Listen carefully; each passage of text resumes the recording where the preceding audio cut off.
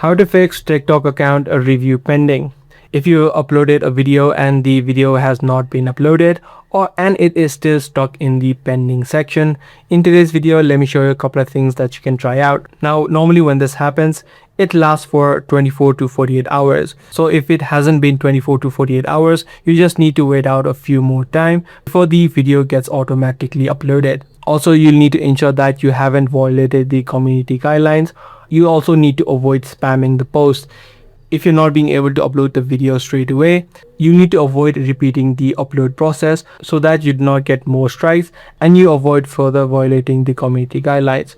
What you can also try out is try to send a direct message and try to explain your situation. What you can do is head over to the menu on the top right, head over to settings and privacy, scroll down and you'll see the section called Help Center. Inside of Help Center, you'll see the option called Chat with Us.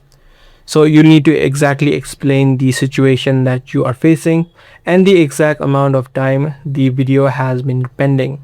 So you can just type in the message and then make sure that you explain the situation. You can also try to upload your screenshot to exactly let them know what the issue is. But for the most part, this is not going to be a serious issue.